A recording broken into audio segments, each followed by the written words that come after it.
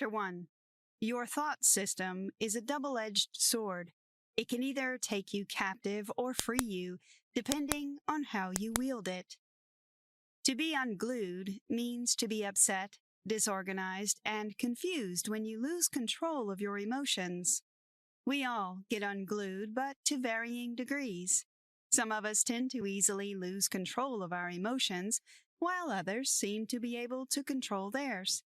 Frequent or not, we all have those moments when we've had enough and just act out in our unique ways, but it doesn't end there.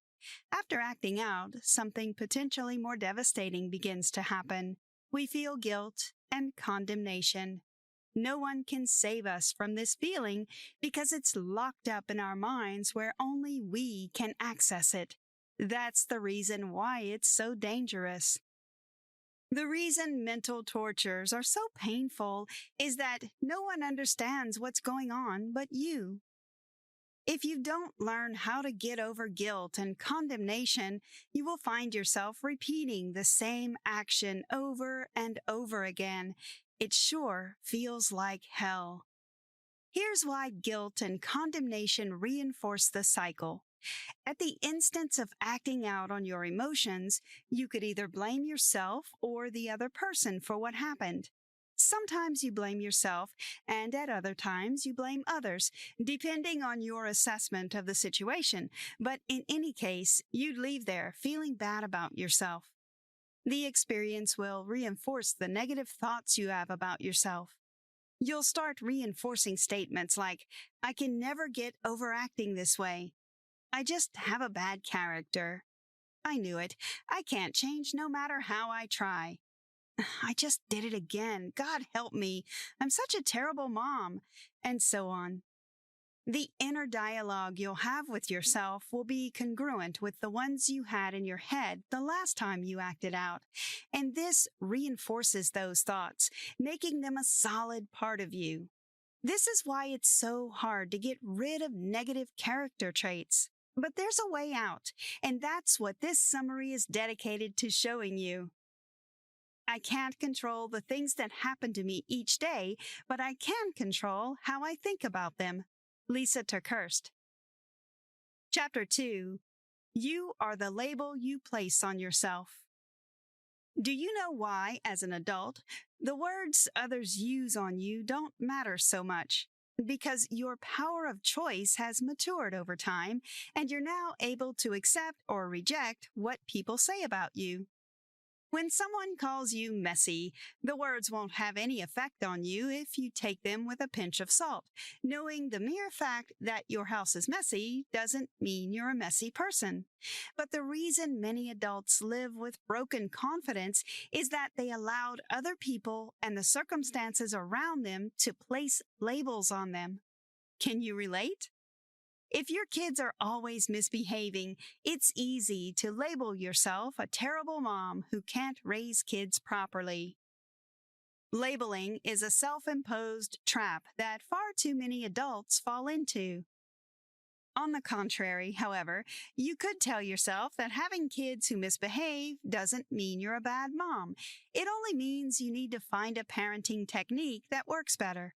When you think that way, your mind suddenly changes. You start becoming open to finding parenting techniques that work well. This new mental attitude will help you get out of the situation, but labeling yourself a terrible mom won't help at all. Instead, it shuts you off from seeking ways to better your situation. Apply the unlabeling principle to every area of your life where you feel stuck and unworthy. Analyze your internal dialogue in that area of your life to determine the negative label you've accepted and refuse it. For example, you can tell yourself, "I'm not a disorganized worker. I'm just struggling with being productive, and I'll find a way around it." After affirming the new conviction, go ahead and seek a solution. True peacekeeping is about properly processing the emotions before they get stuffed and rot into something horribly toxic. Lysa Terkeurst. Did you know? Naps improve your brain's day-to-day performance, thereby making you more productive. Chapter 3. You can't control what happens around you, but you have absolute control over your response. People have been getting on each other's nerves since the dawn of man, and that reality isn't about to change anytime soon. Even couples who have been married for decades still have conflicts, so you shouldn't expect any less from your relationships. But the good news is, you don't even have to bother about that. All you have to worry about is your response when people wrong you or when circumstances don't go your way. To live a happy life, take your focus away from things you can't control and focus on the factors you can control. Let's consider the two types of responses we give when unglued and how we can handle them more appropriately. Exploding. When we explode, everybody sees it. This emotional response is different from stuffing, a situation where we keep the hurt to ourselves. Generally, we all tend to be both exploders and stuffers, depending on the situation. Exploding has two types: the situation where you blame yourself and the one where you blame others for your outburst. Stuffing. Stuffers generally don't act out at the moment. They do either of two things: take the hurt and push the objects of their hurt away, or they stuff the hurt only to bring it up in a different argument. Ideally, stuffers push people away when they can afford to lose the relationship. This happens a lot with casual friendships. If you've seen people avoid their friends because of something the friend did that he or she didn't realize, that's stuffing right there. In the case where they can't afford to lose the relationship, family, for example, what stuffers do is take a record of the hurt and pour it all out some other day when they've had enough. The person on the receiving end will be surprised at the sudden outburst, not knowing it was a result of emotional stuffing. So, what can you do? How do you ensure you communicate your hurt without aggravating the situation by acting out? Having a response template is a good practice. It may sound bizarre, but it works. Draft out a response template when you are emotionally neutral and can think more clearly. Your response template should have the following elements. Start with honoring them. I understand how you feel, Mary. Clarify your intention and express your hurt. This is especially important if you think there was a misunderstanding. Apologize if necessary. Keep it short. This will keep you from being unglued. It's just a template. Tweak it as much as you want. The whole purpose is to keep you from being unglued and also to maintain your relationship with the other person. Chapter 4. A grateful heart relates better with people. You can't control the external world, but you have absolute control over your internal world, and that's where the magic happens. When you learn to take hold of your internal world, you will easily navigate your way around things. A very powerful way to take charge of your internal world is to cultivate the habit of gratitude. It changes everything. The more grateful you are about your experiences and possessions, the more empathetic you become and the less likely you are to act out on people. How do you cultivate a heart of gratitude? Start with praising and worshiping God for all the things He's given you. Remember what the songwriter said, "Count your blessings and it will surprise you what the Lord has done." It's so easy to start. All you have to do is incorporate it into your daily time with the Lord. There's no specific formula. You can express your gratitude in the beginning, middle, or at the end of your daily devotion. And if you want to take it up a notch higher, start being grateful for things the moment they happen. We tend to do this only when there's a major miracle, but everything's a miracle if you really think about it. So go ahead. Start expressing gratitude for the little things in life, and before you know it, you'll start exercising control over your emotions. Chapter 5. Be so busy working on your life that you don't have time to entertain jealousy. Jealousy and envy are two very common emotions. It's normal to feel jealous when you see someone having the things you've been trying to have, but this feeling becomes destructive when you let it linger for long. It's even worse when you allow it to control your life. For example, a jealous person might begin to feel unworthy of the things they seek in life because someone else has it all, and they can't seem to make headway. This feeling is especially hurtful when the person in question is a friend or close relative. But is there an antidote to jealousy? You bet. The antidote lies inside you. If you're able to change the way you approach things in life, you will easily overcome jealousy. Everyone has their lot, and there is a time and season for everything. The people you envy have what they have now because it's what they can handle at the moment.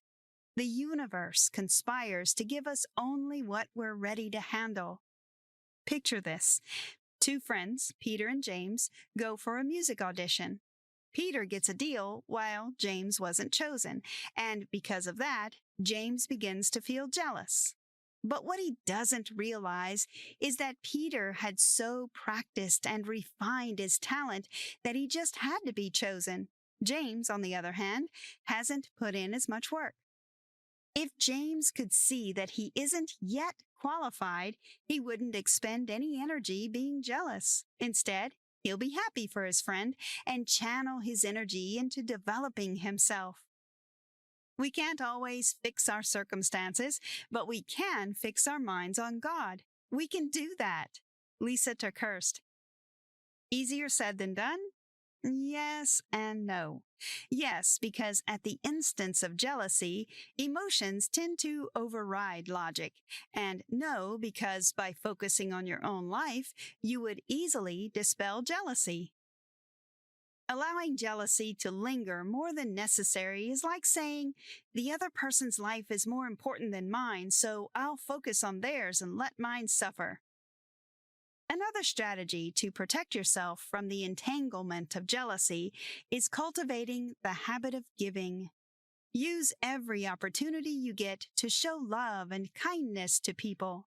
This habit will get you genuinely interested in people's progress. Conclusion. God gave us emotions so we can connect with the happenings around us. It is by being in touch with our emotions that we're able to develop empathy and extend the love of Christ to the world. How else would you want to relate effectively with a grieving person if you've never lost anything before? How would you be able to show kindness if you don't know how it feels to be loved? Did you get the point? Emotions are important. They aren't bad in themselves, but negative emotions exist, and how we handle them determines if we get unglued or not. Sometimes we just can't help but react negatively to situations and people that make us feel uncomfortable, and that's normal. It's okay to act out, but that mustn't become a habit.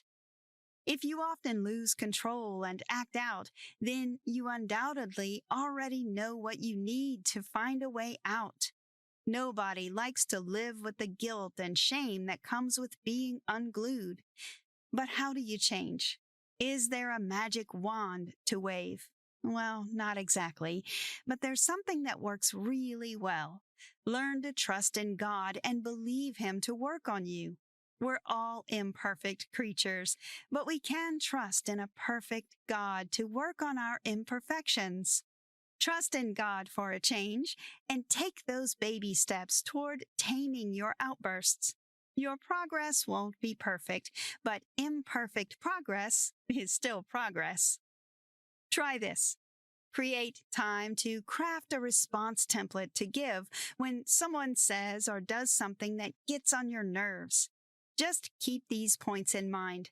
Honor them. Tell them how they hurt you, and keep it short.